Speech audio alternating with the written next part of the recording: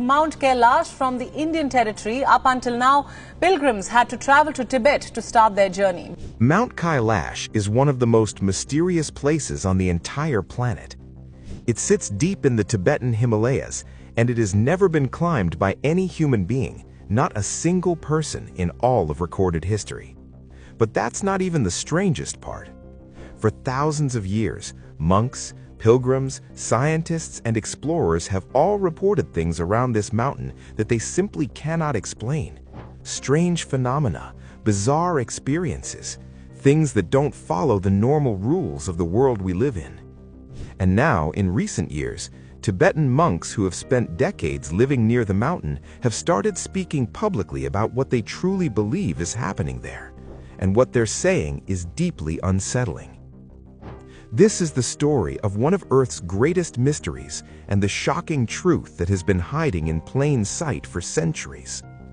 The mountain nobody has ever climbed. When you look at Mount Kailash from a distance, it looks less like a natural mountain and more like something that was deliberately constructed. It is perfectly symmetrical in a way that seems almost impossible for nature to achieve on its own.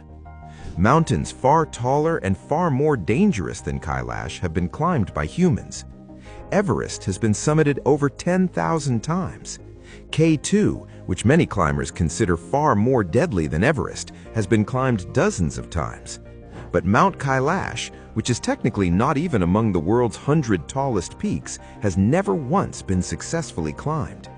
And it's not for lack of trying. Over the centuries, many expedition teams have attempted to reach the summit. Every single one of them has either turned back voluntarily or been forced to abandon their attempt by circumstances they struggled to fully explain. In 2001, China officially banned any climbing of Mount Kailash at the request of Hindu and Buddhist religious groups who consider the mountain sacred. But even before that ban, the mountain had already developed a well-earned reputation for being impossible to summit. Climbers reported sudden and extreme weather changes that appeared out of nowhere. Others reported strange disorientation and confusion at altitude levels where they should have been perfectly fine. Some reported that no matter how long they climbed, they never seemed to get any closer to the top. The mountain just seemed not to want to be climbed, and that feeling was very hard to shake. The river of the world. Now here is where things start to get genuinely strange. At the base of Mount Kailash sits Lake Mansarovar, which at an altitude of 4,590 meters is one of the highest freshwater lakes in the world. And from the general region around Kailash, 4 of Asia's most important rivers have their sources. The Indus, the Brahmaputra, the Sutlej, and the Karnali all flow outward from the Kailash region, and they flow in the 4 cardinal directions: north, south, east, and west. These 4 rivers collectively provide water to nearly 2 billion people across India, China, Nepal, Pakistan, and Bangladesh. Scientists who have studied this have called it one of the most extraordinary hydrological coincidences on the planet. The idea that 4 massive rivers with sources near a single mountain would flow in perfectly opposite directions almost defies what we understand about natural geography. River systems simply don't behave this way under normal circumstances. Ancient Hindu texts called the Puranas actually described this phenomenon thousands of years before modern science confirmed it.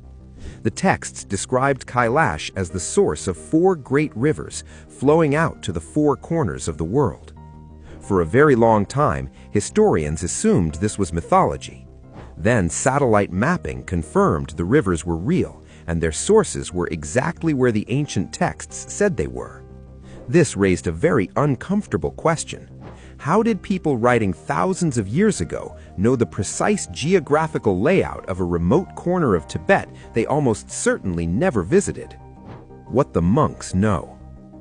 For generations, Tibetan monks living in monasteries near Mount Kailash have kept detailed oral records of everything that has happened around the mountain. These records go back centuries, and they contain accounts of phenomena that monks have observed and experienced firsthand. viral scientific discussions, some of these monks have started sharing portions of these accounts more publicly than ever before. And what they describe is deeply unsettling. Multiple monks across different monasteries have independently reported the same experience near the mountain. Time seems to move differently there, not in a vague poetic sense, but in a measurable, literal sense. Monks who spend extended periods near the mountain report that their hair and fingernails grow at an extraordinary rate, far faster than normal biological processes would allow.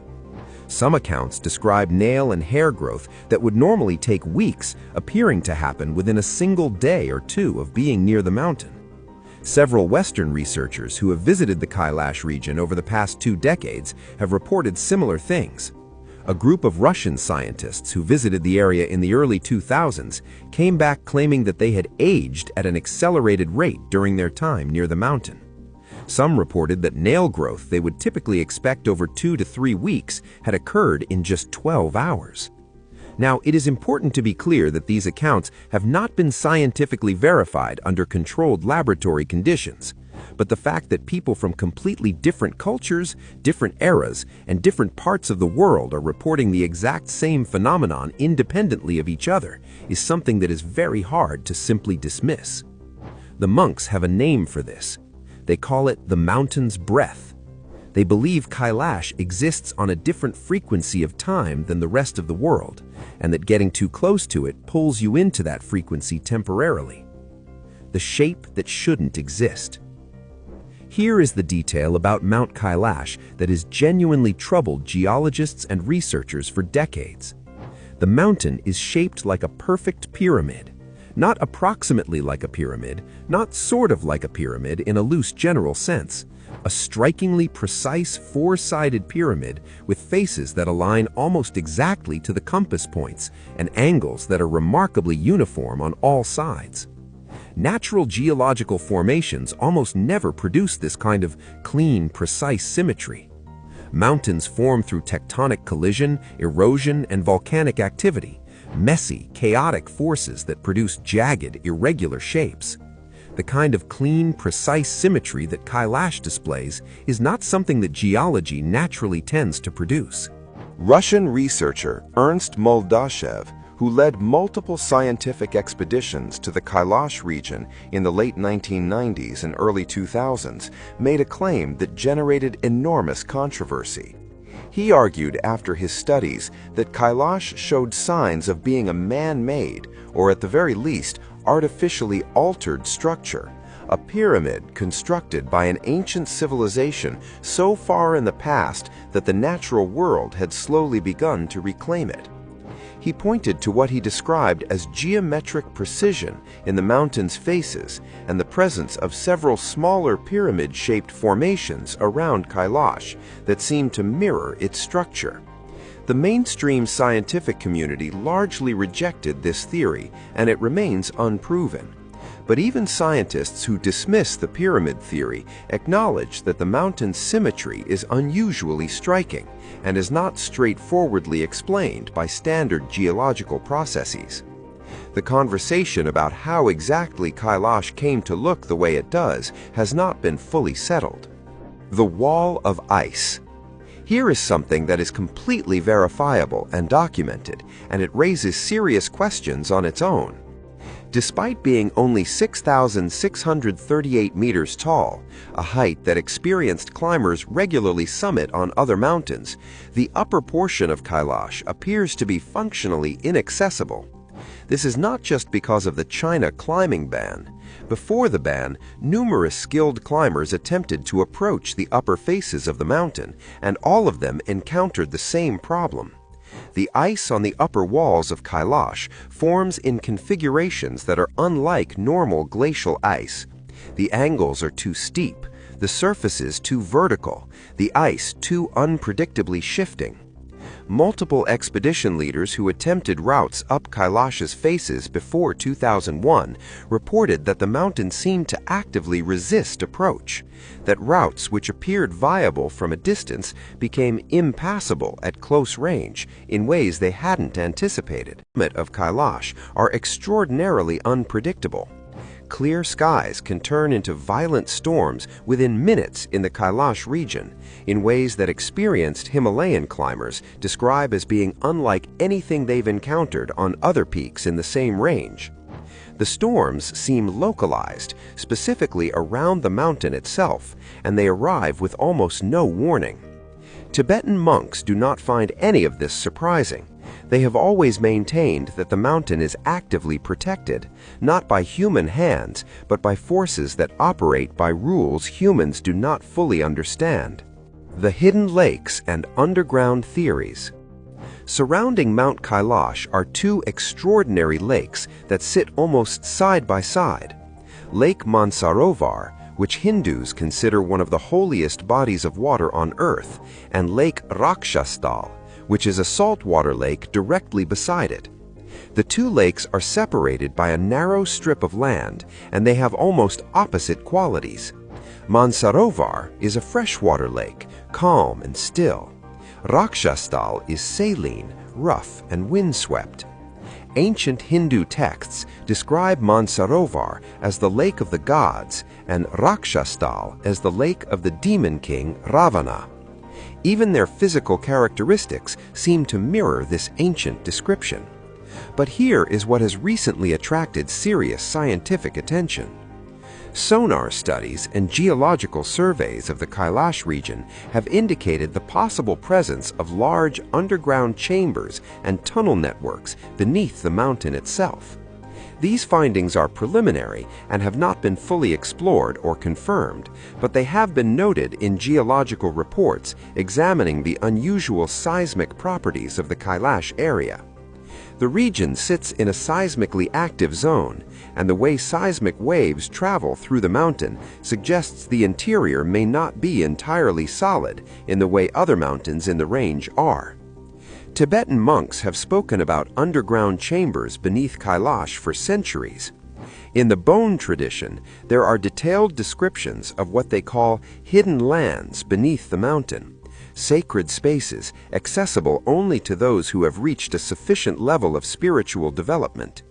For a long time, these were interpreted purely as spiritual metaphors.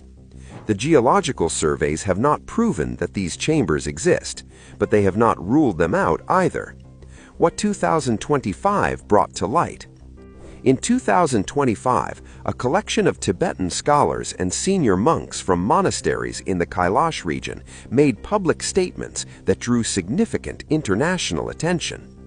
Speaking through translators, they described accounts passed down through their monastic lineages, accounts that they say have been carefully preserved for hundreds of years but rarely shared outside their communities. They described Kailash not as a mountain in the traditional sense, but what they called a cosmic pillar, a point where the physical world and other dimensions of existence intersect. They explained that the phenomena people experience near the mountain, time distortion, disorientation, the impossibility of climbing it, are not random. They are consistent with what their tradition has always said about the nature of Kailash. The mountain does not follow physical rules because it does not belong entirely to the physical world. They also addressed the pyramid shape directly.